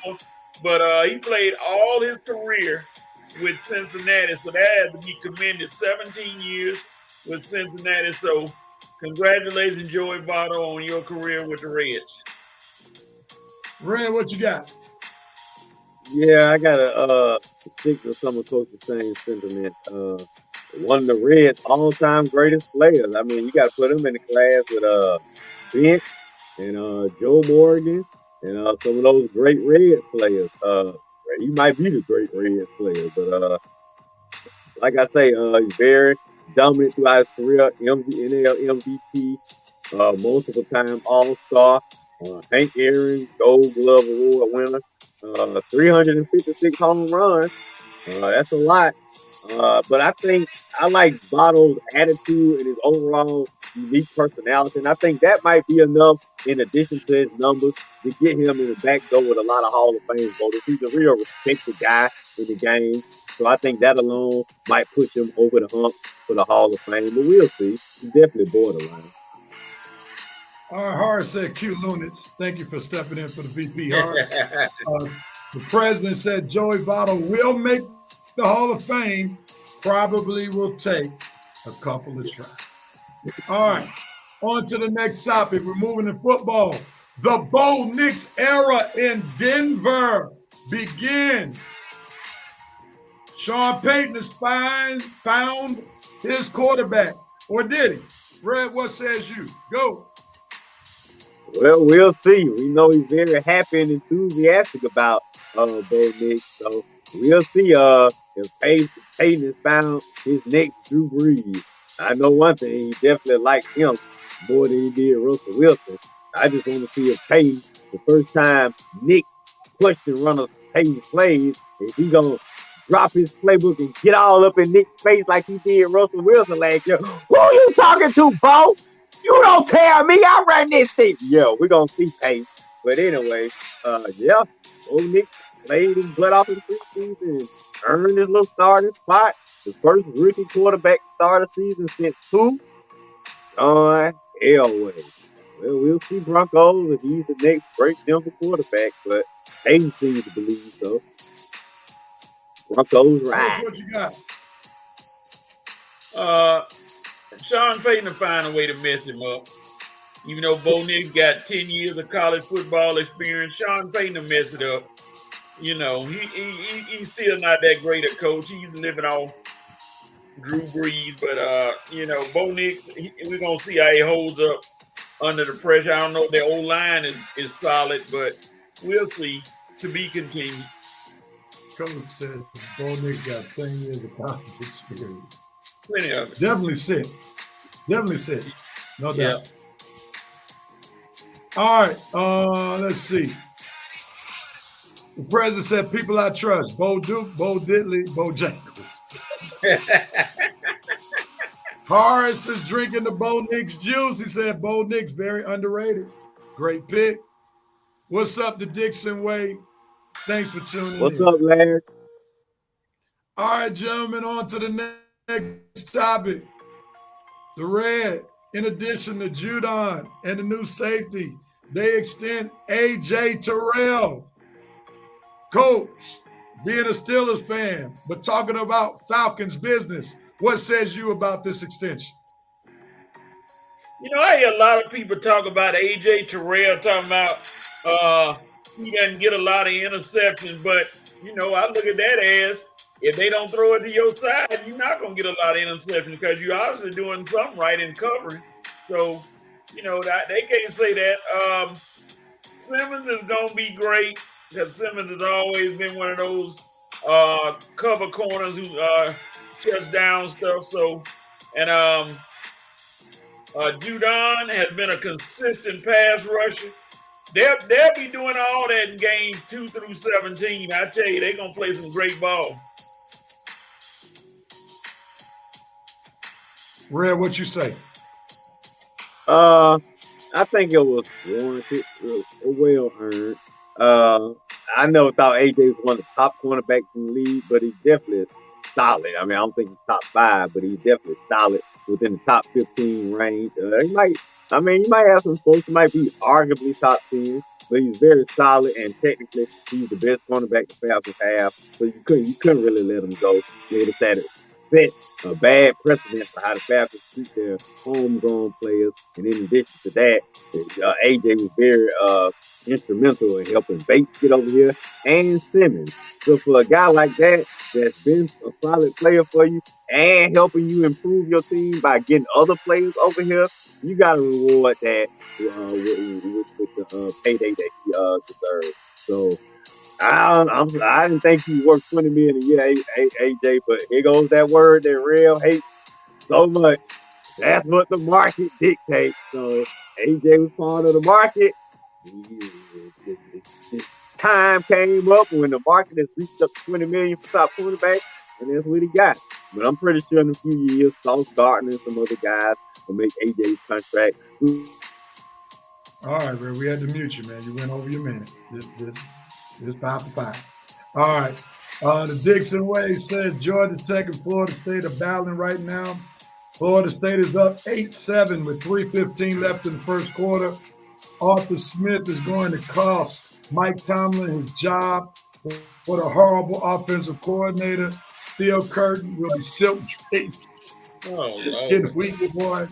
Falcons And 28-14. Taking notes. Simmons, the safety coach, laugh out loud.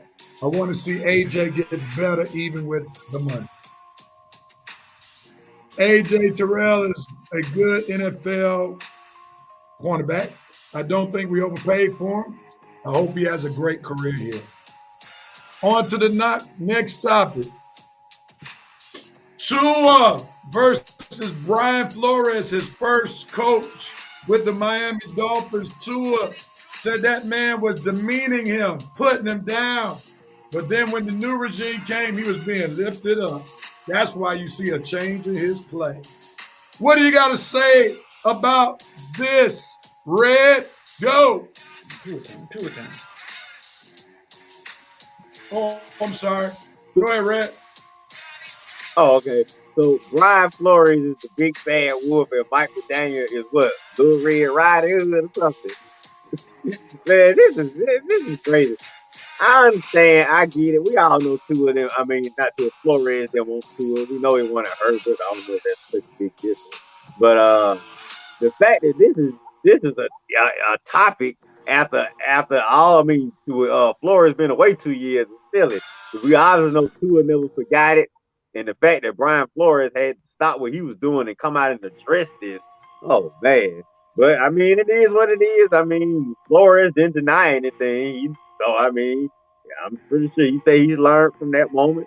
So he's moving on, and I guess too eventually you got to move on. He didn't want to draft you. He wasn't a fan of yours, but you survived. You got the coach that you felt you needed, and things are working out so far. You got the big payday, so let everybody move on and keep it. Coach, what says you? I heard what Brian Flores said. I heard what Tua said, and Brian Flores is right. He sees some things in him that may have to change, and he said that he could change it. But again, there was no denial on what he said. So, it probably was said. So both parties moving on. Tua, now that you done got that out of the way and you say you got a better coach and everything, time for you to actually win in the playoffs, young man. Then, of course, they're going to come back on you and say, hey, okay, Brian Flores ain't there. What's your excuse? All right, real quickly, Coach. As a former coach yourself, did you find what Flores said problematic? I did, because I don't think you should be tearing a player down. And that's not what you're there for. Your job as the coach is to uplift players. If like he said, Tua said, and I agree, he went over to the sidelines of the Alabama Georgia game. I think, when Tua was struggling, Nick Saban put his arm around him and said, hey, we gonna win. It's gonna be all right. That's how you gotta do kids. You can't tear kids down, because how is that helping the kid? How is that helping the kid when you just belittling him and telling him he's trash and he's nothing? That kid ain't gonna want to go back out on that field. So, keep your thoughts to yourself. Well, let me just add this as a former coach myself who used to beat you quite frequently as I move forward. What that got to do with any part of this? Okay, no comment. I would say this. You can't coach every player the same way. Different players come from different backgrounds. So there are some players where you can tear them down and they use that as motivation to prove you wrong. In Tua's case, he's used to being affirmed. If you look at his family structure, his family is very present in his life.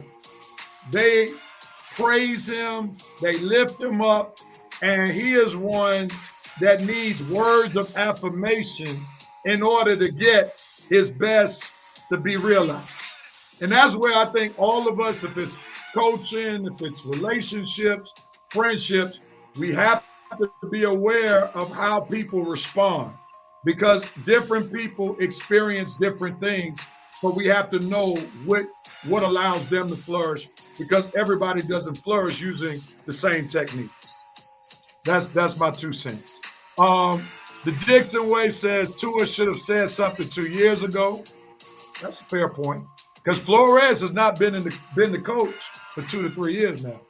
Jerry says Flores and Tua will be okay. Tua is going to have a struggle winning the AFC East. Kansas City is the team to beat. Now, you said Kansas City is the team to beat in the AFC because you know they're not in the AFC East. But they are the team to beat, not just in the AFC, but in the entire league. Let's just put it the way it is. Laddie, keep grinding. What's up, Laddie? From YouTube. What up, Appreciate Laddie? you too. All right, last 5 for 5 topic. It goes to Pittsburgh. Wilson, as Red would call him, Sierra versus Justin Fields. There's a QB battle going on in Pittsburgh. What says you, coach, about what's going on with your team? Go.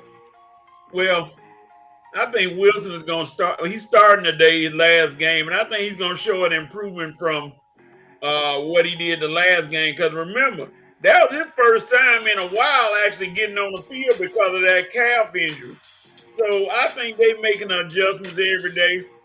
Wilson is probably going to start the season because if you look at it, Fields is the future, no doubt about it.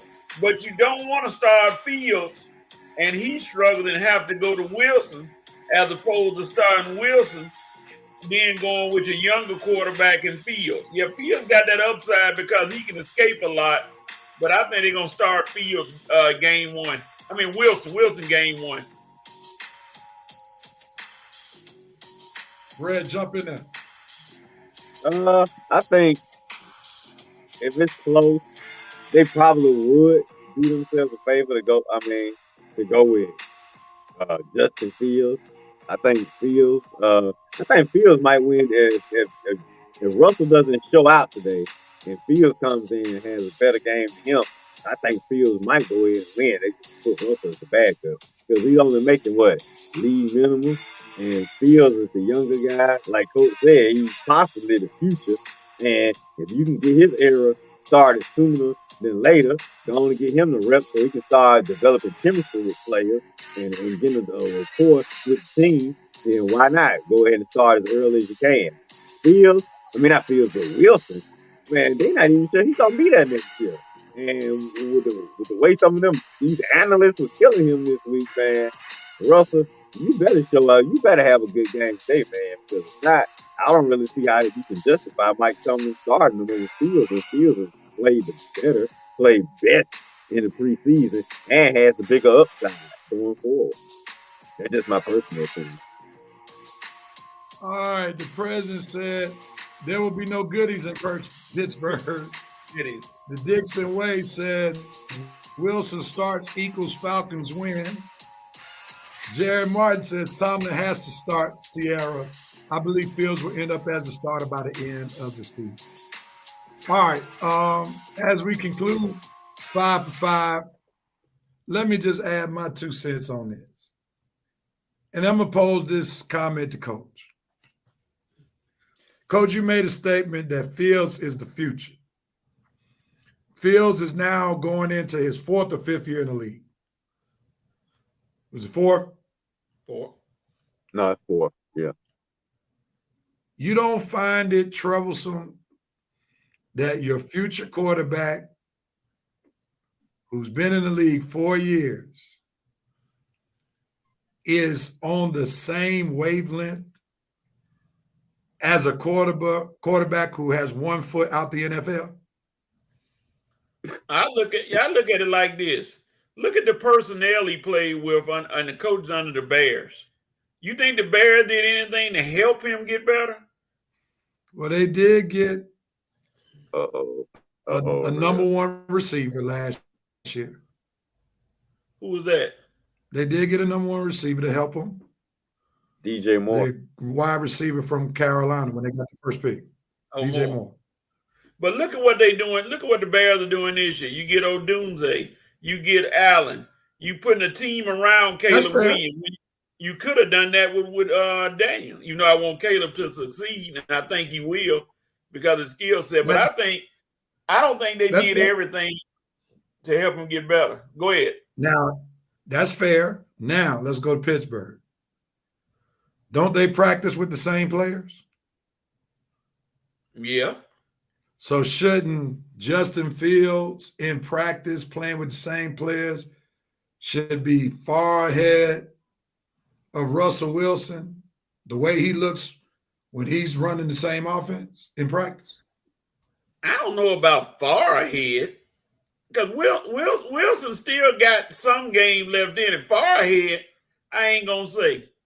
Like I said, it's preseason and it's practice. Game time is gonna show a lot between those two. Now, one of them gonna separate, I think, before the end of the year. One of them is gonna separate from the other if given the chance. So, I don't care if doggone Duck Hodges come back and quarterback as long as they win. I don't care about who, as long as they win. Let me ask you this question. You asking too If many Russell questions. Wilson was competing or the starting quarterback for another team that did not wear black and gold, what would your thoughts be about Russell Wilson at this juncture in his career? You can tell it's a decline. I mean, it's obvious there's a decline in what he's doing, but you don't want him to. And Wilson's not gonna go out and throw for 400 yards. Let's clear that up. He's not Seattle Russ. He's Denver Russ right now. Oh, Lord. So that's not. Go ahead, Red. Coach is definitely got the Justin Fields defense ready. I mean, boy, it didn't take long for him to start defending him. That's Coach, man. You get to his team, man, and he got you back all the way. I'm not defending Justin Fields. I'm not saying Russ not gonna be a good quarterback. I'm just saying he's not the quarterback he was in Seattle. Can he win games? Yeah, he can win some games. He's just not that quarterback that he was in Seattle, leg-wise. If he didn't quarterback your team, if he didn't quarterback your team, would you be scared of the team that he was the starting quarterback for? No. What about Fields? Huh? Yeah. I wouldn't be scared. Okay. I wouldn't be scared because our defense takes care of any quarterback. I ain't worried about whoever quarterback except for that one dude. Well, I ain't gonna call his name. I refuse to give him a name because our defense has helped us beat Lamar Jackson, Burr, other quarterbacks. So I'm not worried about who quarterback. So is Fields your guy right now? Anybody say a thing about Fields gonna get it? Nope. Right. Russell Wilson is the quarterback. Okay. Well, I mean, all right. You gave Fields a lot of benefit of the doubt when this segment started. I just noticed that because he, and I felt he did that because he's your quarterback now.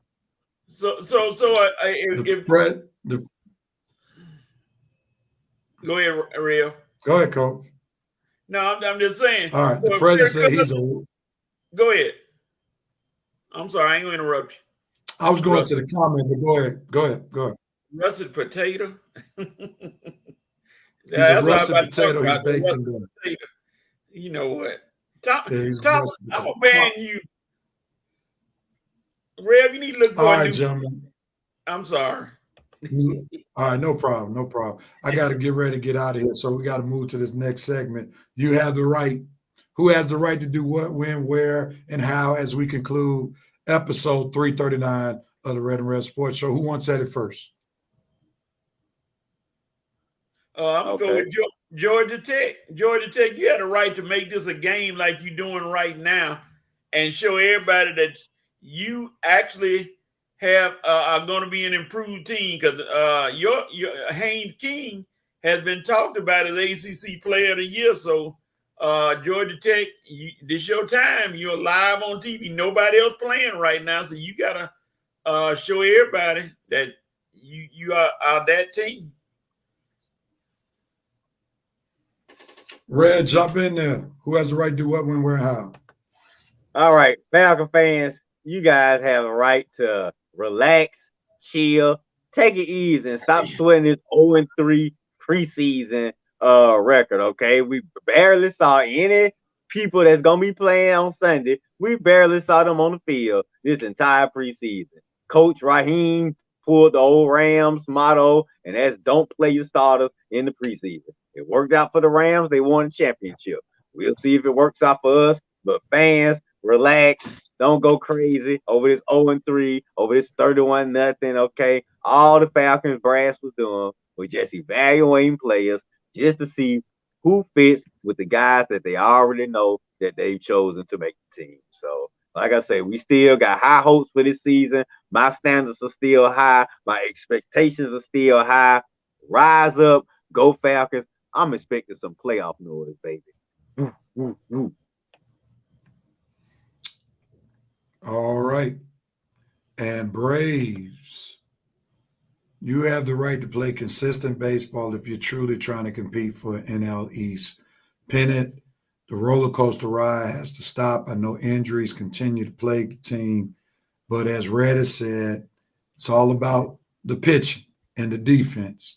You have enough pitching, you have enough defense to compete for an NL East title because the Phillies are almost basically trying to hand it to you, take advantage of it, and then go from there. All right. Lad, we got one comment in the chat.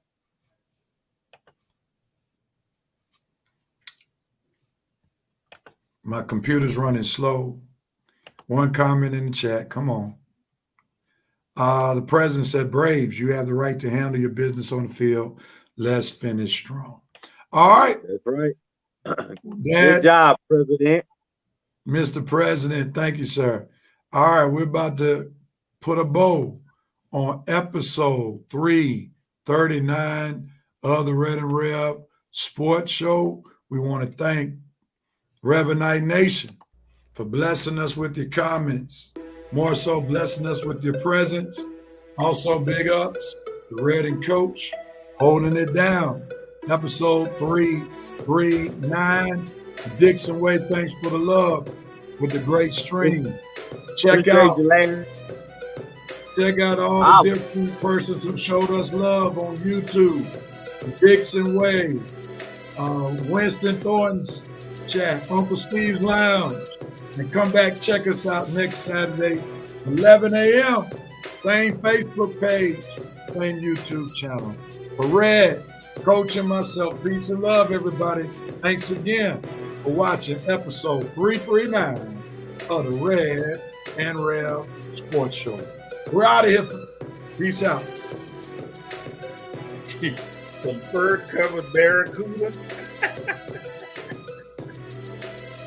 Oh, Lord.